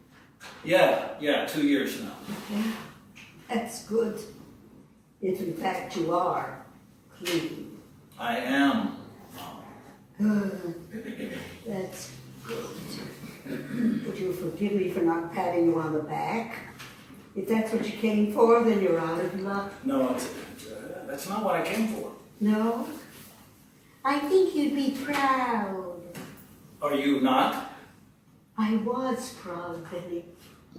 The first time you got clean, and the second time, and the 10th, and after 20 years of you saying you're clean, it gets a little hard to muster an attaboy kitty. I bet. But congrats. You're not sticking needles in your arms, huh? Neither am I. Neither is anyone else in this building except maybe the diabetics. But nobody's proud of us. Not for being clean. Because guess what? You should be clean. You should be. You are right. I know I am. But you're doing better. Yes, much. So you'll be able to pay me back then, huh? So not that much better. Can I safely assume you didn't meet this Zoe woman on the floor of the New York Stock Exchange? No, I didn't meet her on the floor of the New York Stock Exchange. But on some kind of floor. You just let me know when you're finished getting in your punches, and I. Oh, it's going to be a while. Well then, maybe I should sit down. What are you doing here, Betty? What do you want here? I don't want anything. Your friend called me. She's not my friend. Well, regardless.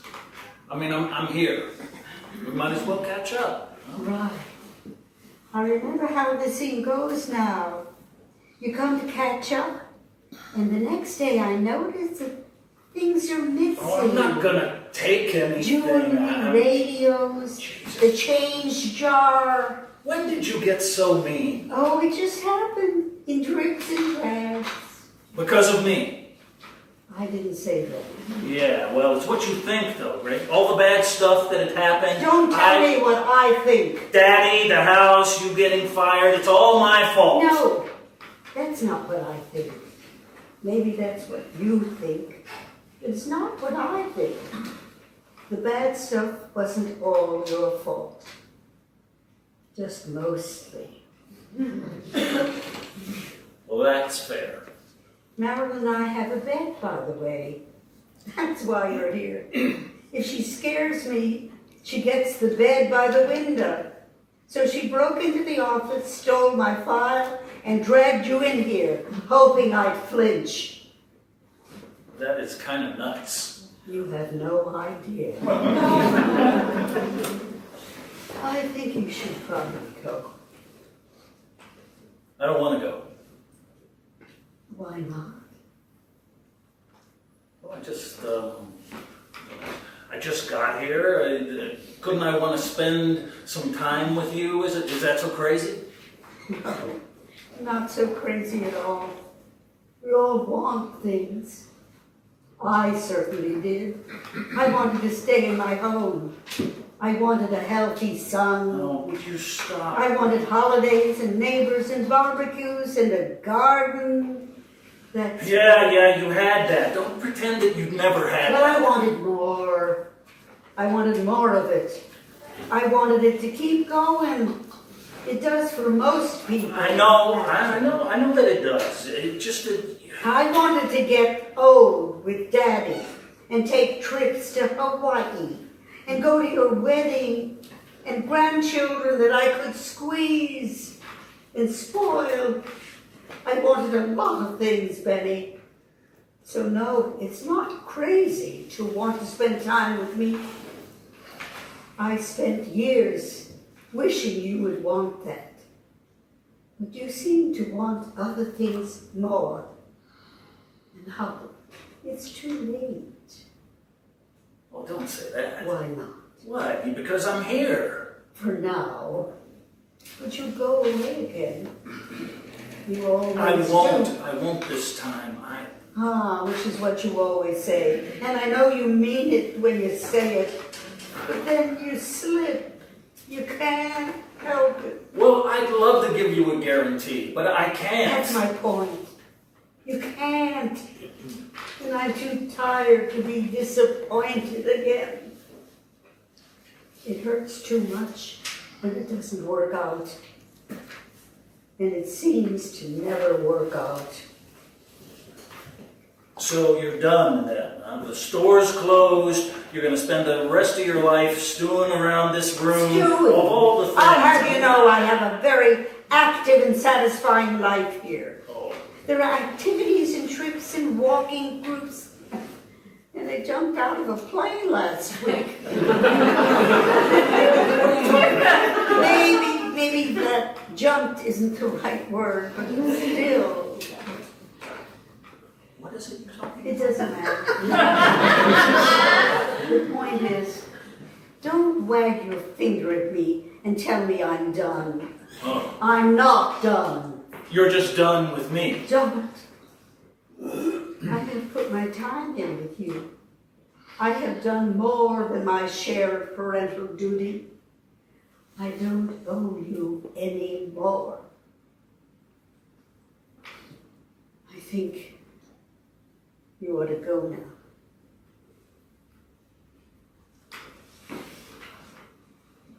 All right. Benjamin pulls a photo from his pocket. Can I give you something before I go? I prefer you didn't. Mom? Penny, please, just leave. Okay. The number is always if you want to get hold of me. She's not my friend. No, I know.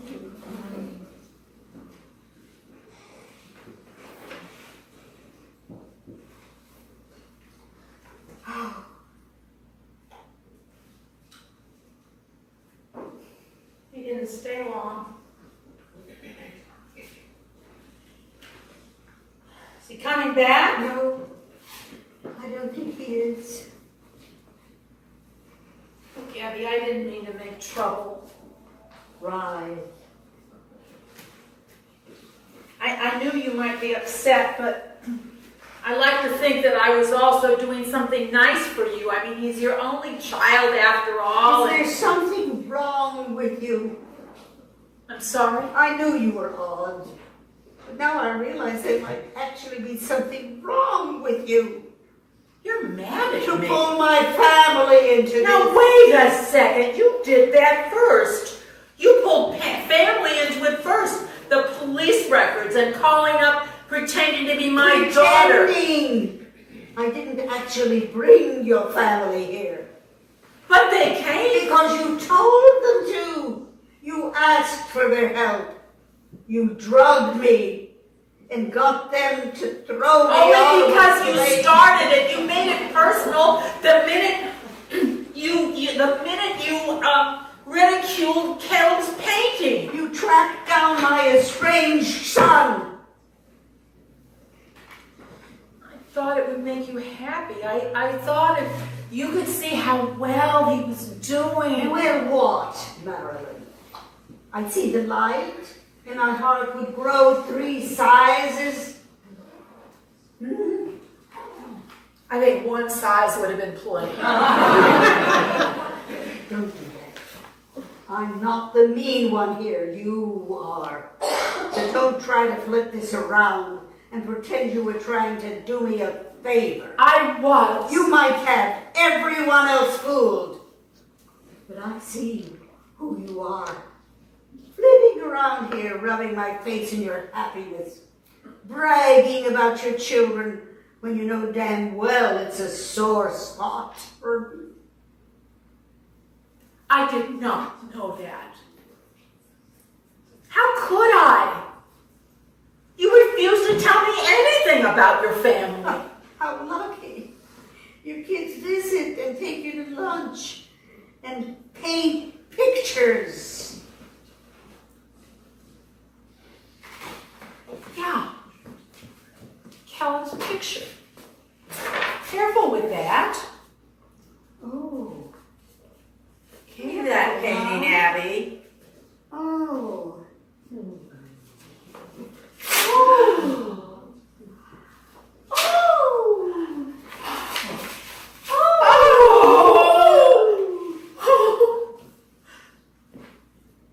You're obviously mad that I won, but you don't need to lash out.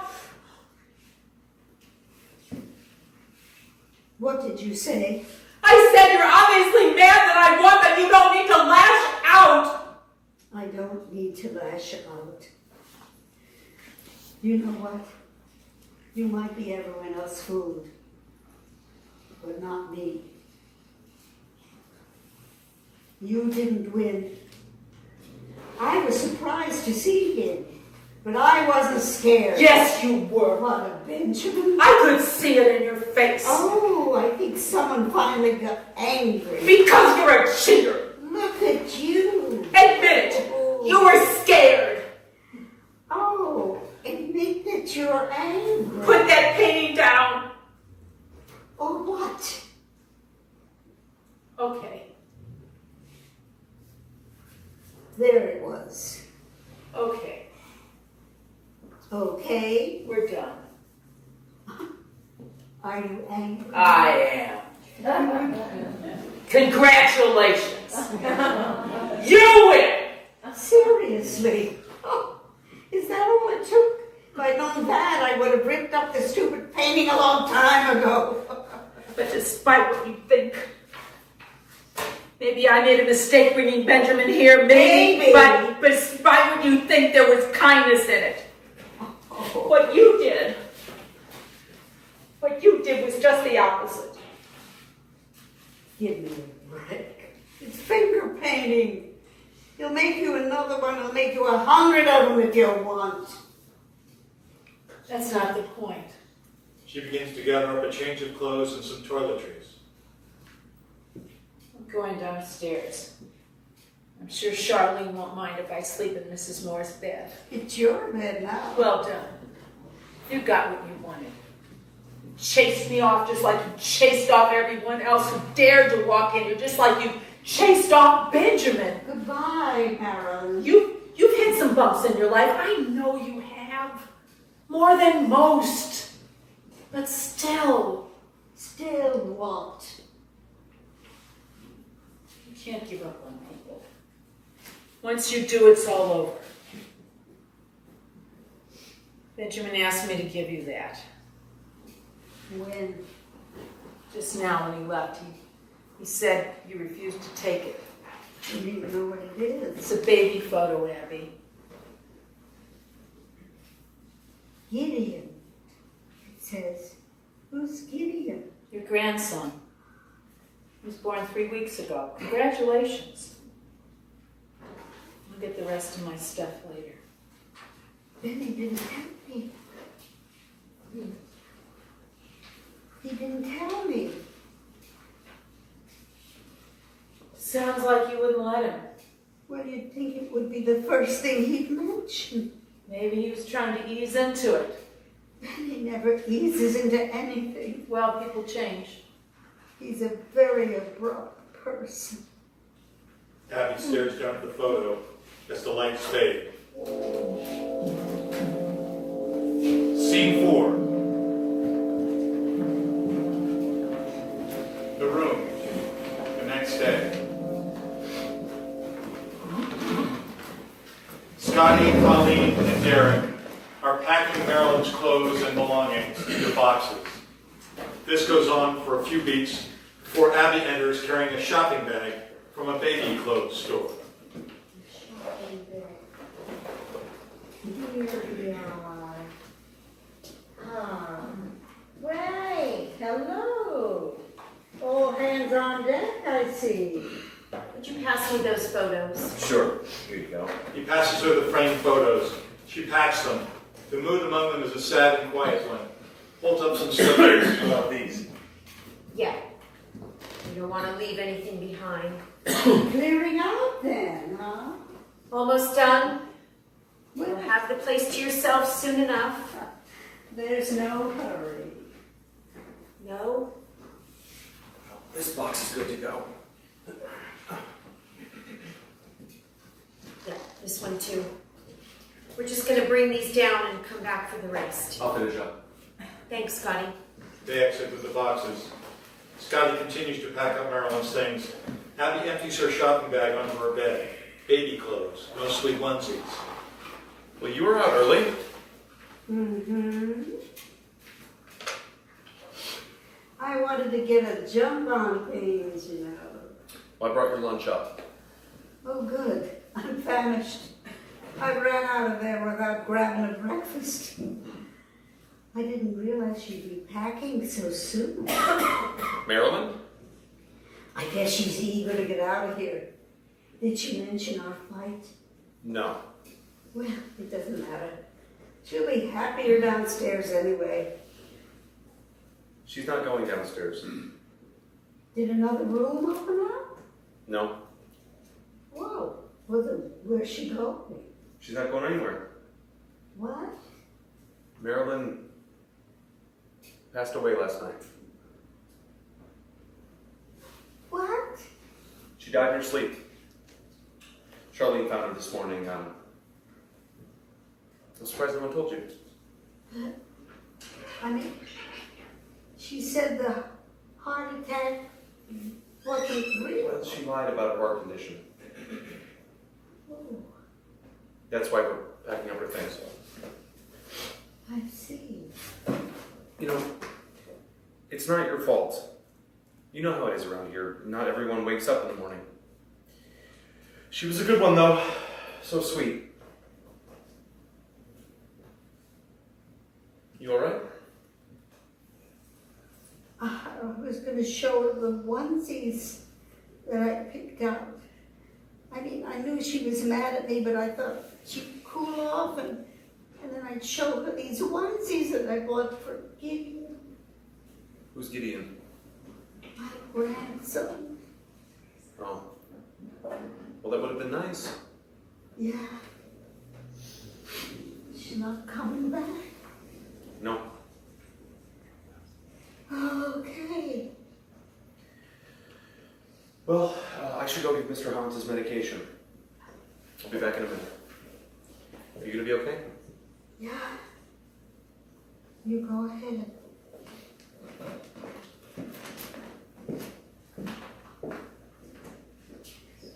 Abby's left alone. She looks around the room, which suddenly feels very empty. And in that moment, the fear creeps in. There she is!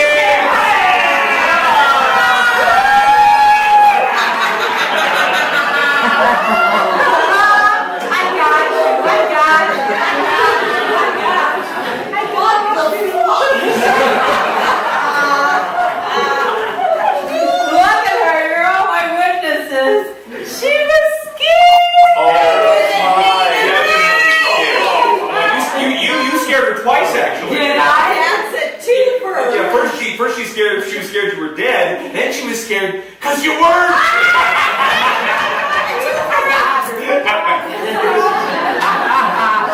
Oh God, it feels good. We're done, right? All done. For real this time. Oh, that makes me so happy. Thanks for your help, Scotty. Well, I had to do something. I'm glad it worked out. Now, if you'll excuse me, I have a lunch date with Miss LaRusso. Oh, isn't that nice? You lied to me, Scotty. Well, I'm sorry about that. You said she was dead. I know, and you believe me. Yes. Because I am a good actor.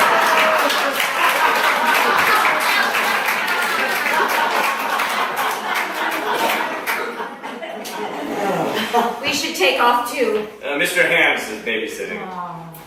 That was awesome though. Aw. And I got the whole thing on video. She pulls an iPhone from one of Abby's plants. Bye, beautiful. Oh, see this weekend. Oh, bye Abby. Love you, Mommy. Mwah. I can't wait to post this on Facebook. I knew I could do it. He said I was dead and you believed him. You were scared, right? Scared I was dead? I was, actually. My gosh, I thought you might cry. It was so sweet. But the bet was over. I don't care about the bet. I'm too touched to care. You can have the room. The satisfaction is worth more. No. You won.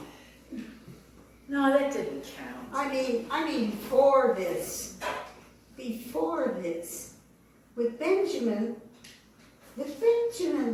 I lied when I said I wasn't scared. I'm scared. Good. Because I lied about the Sudoku. That really pissed me off.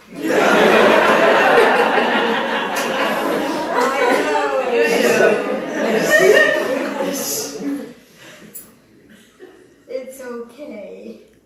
Because I was shitting bricks during that skydive.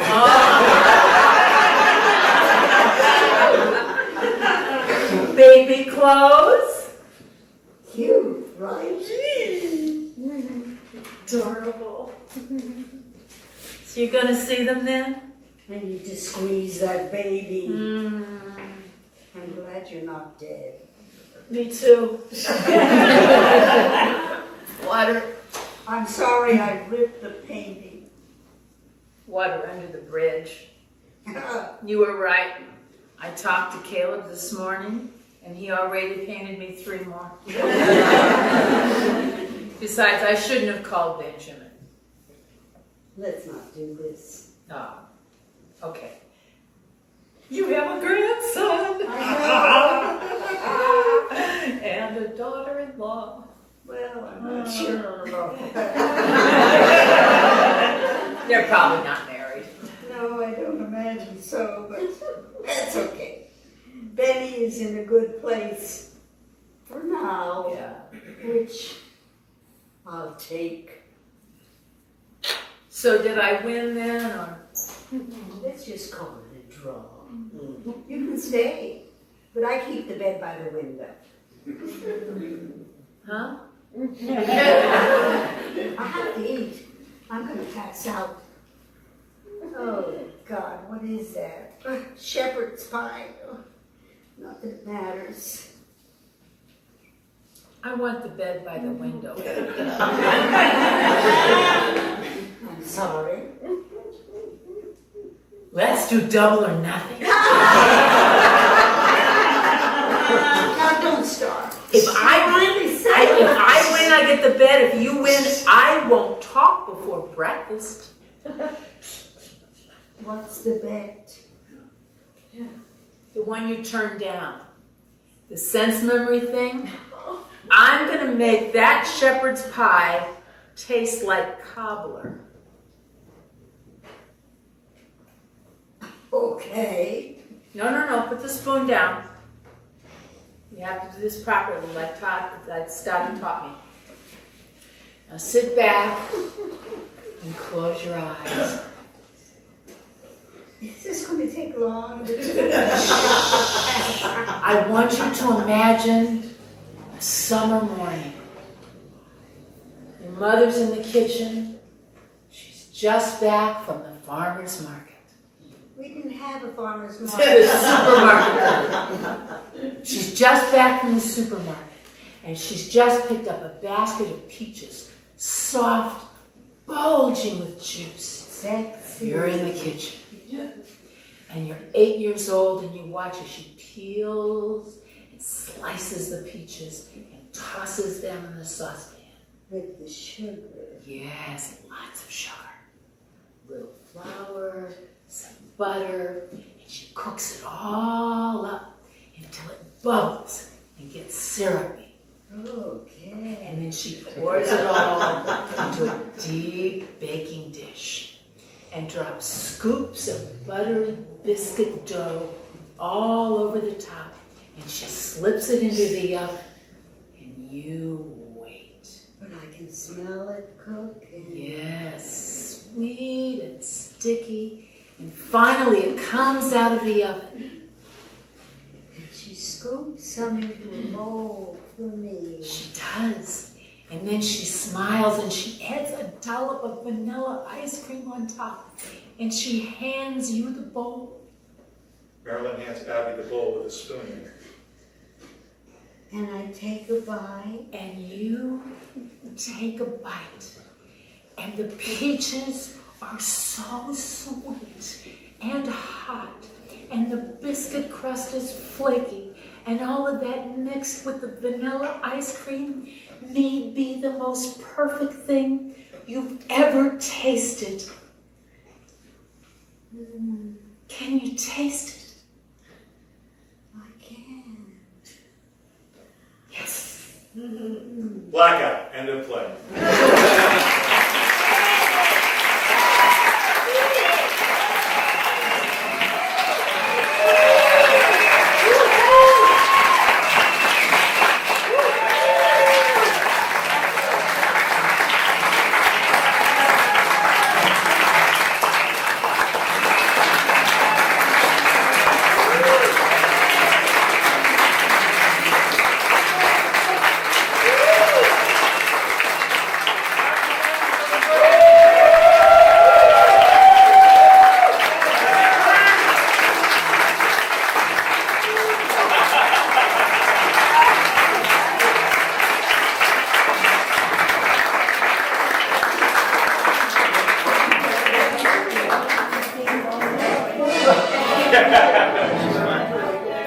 See?